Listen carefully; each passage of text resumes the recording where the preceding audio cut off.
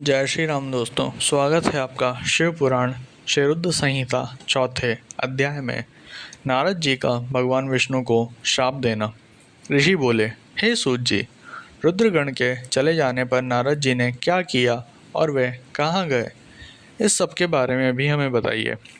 सूत जी बोले, हे ऋषियों, माया से मोहित नारद जी उन दोनों शिवगणों को श्राप देकर भी मोहवश कुछ जान न सके। तत्पश्चात क्रोधित होते हुए वे तालाब के पास पहुँचे और वहाँ जल में पुनः अपनी परछाई देखी तो उन्हें फिर वानर जैसी आकृति दिखाई दी। उसे देखकर नारद जी को और अधिक क्रोध चढ़ गया। वे सीधे विष्णु लोक की ओर चल दिए। वहाँ पहुंचकर भगवान विष्णु से वे बोले, हे हरि, तुम बड़े दुष्ट हो। अपने कपट से विश्व को मोहने वाले तुम दूसरों को सुखी होते नहीं देख सकते। तभी तो तुमने सागर मंथन के समय मोहिनी का रूप धारण कर दैत्यों से अमृत का कलश छीन लिया था और उन्हें अमृत की जगह मदिरा पिलाकर पागल बना दिया था। यदि उस समय भगवान शंकर दया करके विष को ना पीते तो तुम्हारा सारा कपट प्रकट हो जाता। तुम्हें कपटपूर्ण चालें अधिक प्रिय है। भगवान महादेव जी ने ब्राह्मणों को सर्वोपरि बताया है। आज तुम्हें मैं ऐसी सीख दूंगा जिससे तुम फिर कभी कहीं भी ऐसा कार्य नहीं कर सकोगे।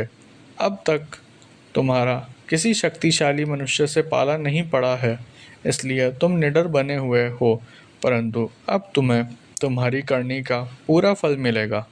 माया मोहित नारद जी क्रोध से खिन्न थे। वे भगवान विष्णु को शाप देते हुए बोले, विष्णु, तुमने स्त्री के लिए मुझे व्याकुल किया है। तुम सभी को मोह में डालते हो। तुमने राजा का रूप धारण करके मुझे छला था, इसलिए मैं तुम्हें श्राप देता हूँ कि तुम्हारे जिस रूप में कपटपूर्वक मुझे छला है, तुम्हें वही रूप मिले। तुम राजा होंगे और इसी तरह स्त्री का वियोग भोगोगे, जिस तरह मैं भोग रहा हूँ। तुमने जिन वानरों के समान मेरी आकृति बना दी है, वही वानर तुम्हारी सहायता करेंगे। तुम दूसरों को स्त्री वियोग का दुख देते हो, इसलिए तुम्हें भी यही दुख भोगना पड़ेगा। तुम्हारी स्थिति अज्ञान से मोहित मनुष्य जैसी हो जाएगी। अज्ञान से मोहित नारद जी का शाप विष्णु भगवान ने स्वीकार कर लिया। तत्पश्चात उन्होंने महालीला करने वाली मोहिनी माया को समाप्त कर दिया। माया के जाते ही नारद जी का खोया हुआ ज्ञान लौट आया और उनकी बुद्धि पहले की तरह हो गई। उनकी सारी व्याकुलता चली गई तथा मन में आश्चर्य उत्पन्न हो गया। ये सब जानकर नारद जी बहुत पछताने लगे और अपने को धिक्कारते हुए भगवान विष्णु के चरणों में गिर पड़े और उनसे क्षमा मांगने लगे। नारद जी कहने लगे कि मैंने अज्ञानवश होकर और माया के कारण आपको जो शाप दे दिया वह झूठा हो जाए। भगवान, मेरी बुद्धि खराब हो गई थी जो मैंने आपके लिए बुरे वचन अपनी जुबान से निकाले। मैंने बहुत बड़ा पाप किया है।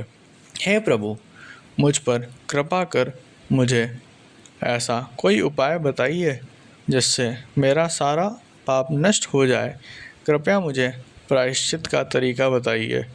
तब श्री विष्णु ने उन्हें उठाकर मधुर वाणी में कहा, हे महर्षि, आप दुखी ना हो।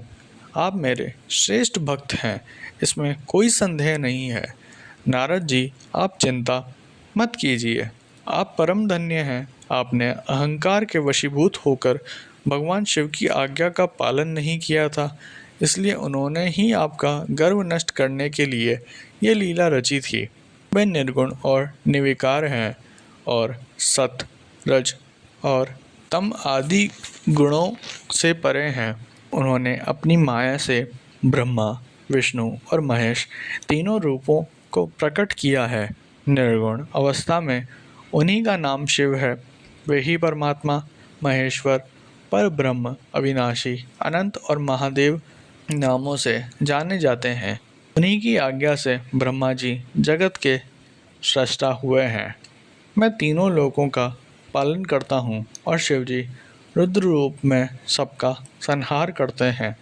वे शिव स्वरूपी सबके साक्षी हैं वे माया से भिन्न और निर्गुण हैं। वे अपने भक्तों पर सदा दया करते हैं।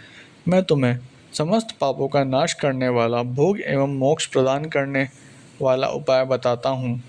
अपने सारे शकों एवं चिंताओं को त्याग कर भगवान शंकर की यश और कीर्ति का गुणगान करो और सदा अनन्य भाव से शिवजी के शतनाम स्तोत्र का पाठ करो, उनकी उपासना करो तथा प्रतिदिन उनकी पूजा अर्चना करो।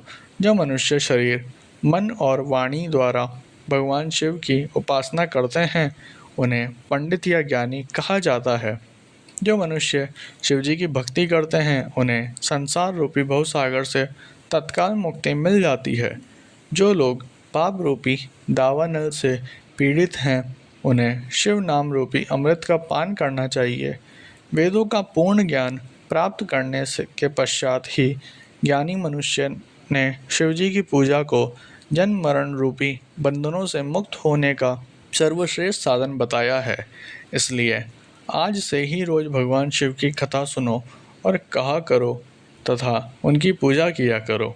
अपने हृदय में भगवान शिव के चरणों की स्थापना करो तथा उनके तीर्थों में निवास करते हुए उनकी स्तुति कर उनका गुणगान करो।